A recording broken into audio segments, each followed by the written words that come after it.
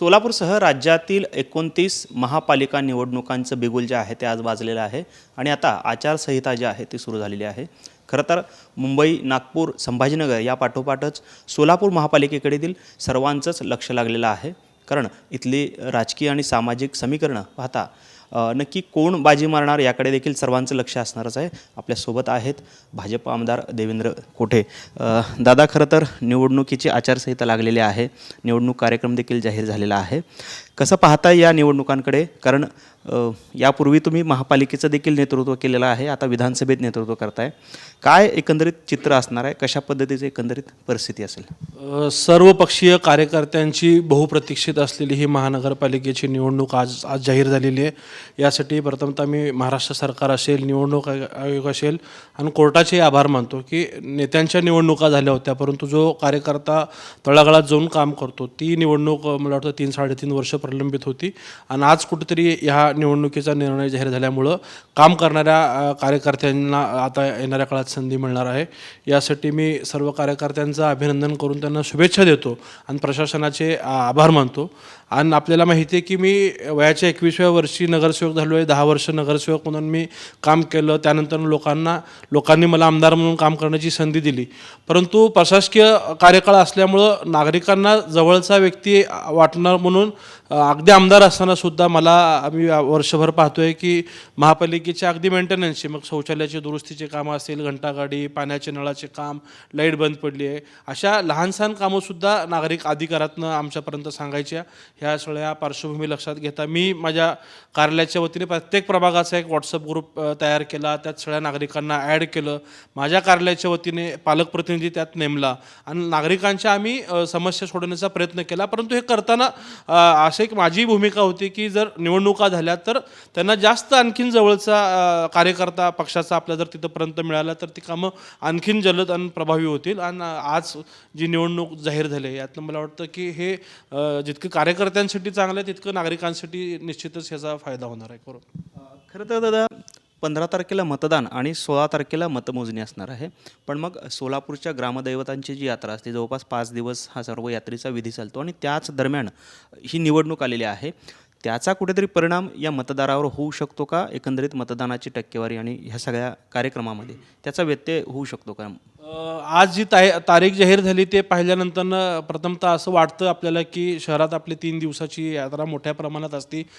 सर्वधर्मीय लोक, शहरातला प्रत्येक जातीतला व्यक्ती या यात्रेमध्ये सहभागी असतो आणि यात पक्षीय कार्यकर्ता मग ते सगळ्याच पक्षाचे आले, हे कुठं ना कुठं त्यांची अडचण ह्यातनं होऊ शकते। परंतु मतदानाचा दिवस हा 15 तारीख असल्यामुळं जर आपण योग्य नियोजन आधीच केलं तर दोन्ही गोष्टी व्यवस्थित आपण पार पडू शकतो आणि आधीच आपण त्या गोष्टीचं गांभीर्य लक्षात घेता योग्य नियोजन केलं तर यशस्वीपणे होईल अशी एक आपण खात्री करायला हरकत नाही, अपेक्षा बाळगायला हरकत नाही। कारण असं आहे की सिद्धेश्वर यात्रा ही सोलापूरच्या दृष्टीने खूप महत्त्वाची आणि सोलापूर महापालिका निवडणूक लागलेली आहे।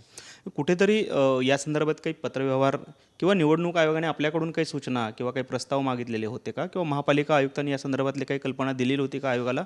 कारण याचा कुठेतरी अडचण निर्माण होण्याची शक्यता नागरिकांमधून सुद्धा नाही, निवडणूक आयोग हे स्वतंत्र संस्था असल्यामुळं आपल्याकडनं मत मागवण्याचा वगैरे विषय राहत नाही। परंतु एकंदरीत एकच महापालिका नाही तर 29 महापालिकेचा विचार डोळ्यासमोर त्यांनी ठेवला असावा आणि कदाचित कोर्टाचे पण जे गाईडलाईन्स आहेत की 31 तारखेच्या आत सगळ्या निवडणुका संपायच्या आहेत। नगरपालिका झाली, आत्ता ही महापालिका होती, कदाचित पुढच्या 15 दिवसात जिल्हा परिषदच्या पण करायचं नियोजन निवडणूक आयोगाचा असू शकतो।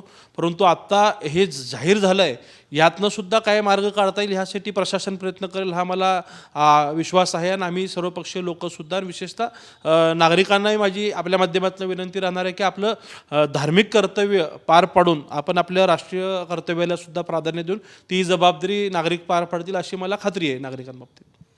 खरं तर सोलापूरमध्ये महायुती म्हणून लढणार की स्वतंत्र लढणार यावर अनेक चर्चा, तर्कवितर्क सुरू आहेत। आपल्या सहयोगी पक्षांनी देखील स्वतंत्र लढण्याची तयारी जी आहे ती दाखवलेली आहे, अनेकांनी अर्ज वाटपाला सुरुवात केलेली आहे। पण मग सोलापूरमध्ये नक्की कशा पद्धतीचं चित्र असणार आहे? बऱ्यापैकी सूत्र जे आहेत महापालिका निवडणुकीची ते आपल्याकडे असल्याचं बोललं जात आहे। काय परिस्थिती आहे? सूत्र माझ्याकडे आहे याबाबतचं प्रथमतः मी खंडन करतो. पालकमंत्री जयकुमार गोरे साहेबांच्या नेतृत्वात आम्ही हे निवडणुकीला सामोरं जातो आहे, मुख्यमंत्र्यांच्या मार्गदर्शनाखाली प्रदेशाध्यक्ष रवींद्र चव्हाण साहेबांच्या. पण आजच पालकमंत्र्यांनी पत्रकार परिषदेत सांगितले की तिन्ही आमदार आणि शहराध्यक्ष यांच्या नेतृत्वामध्ये महापालिकेच्या निवडणुकीला सामोरं द्यायचं आहे आणि मार्गदर्शक म्हणून पालकमंत्री आमच्यासोबत असेल. आज 102 जागेसाठी आपण बघतोय की भाजपाकडे 1200 लोकांनी अर्ज केलेला आहे आणि प्रत्येक लोकशाहीत भाजपामध्ये लोकशाही आहे आणि प्रत्येकाला वाटतं की आपल्याला संधी मिळू शकते.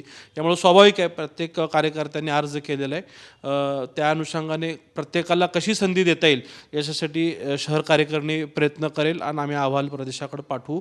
आज जशी भाजपाकडे आहे तशीच मित्र पक्षातल्या पक्षाने सुद्धा त्यांच्या प्रक्रियेला आता सुरुवात केलेली आहे.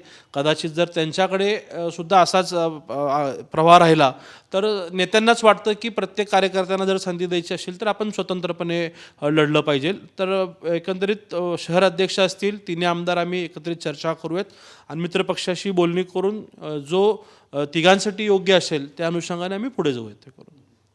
पण मग खरं तर भाजपला 1200 जर का उमेदवार आले असतील तर उर्वरित पक्षांपेक्षा भाजपचं पारडं निश्चितपणे जड असलेलं पाहायला मिळतं.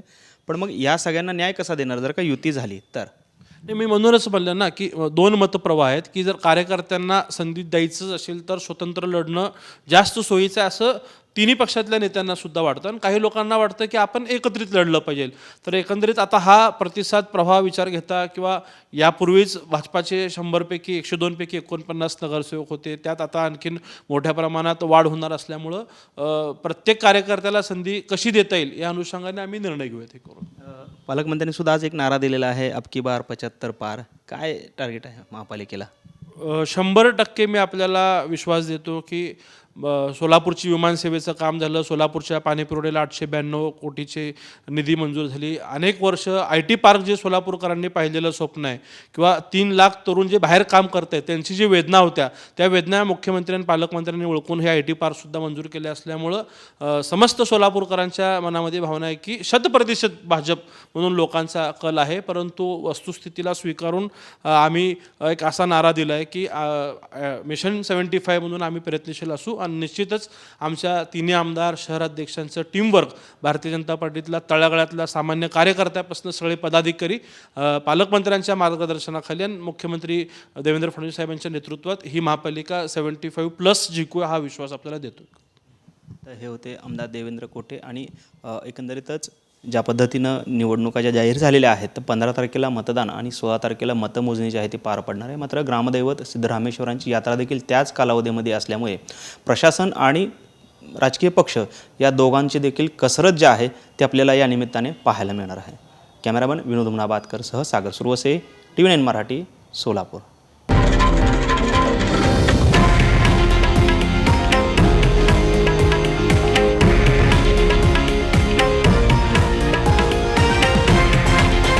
हे आहे देशातील नंबर 1 न्यूज नेटवर्क आणि आपण पाहत आहात TV9 मराठी, एकमेव.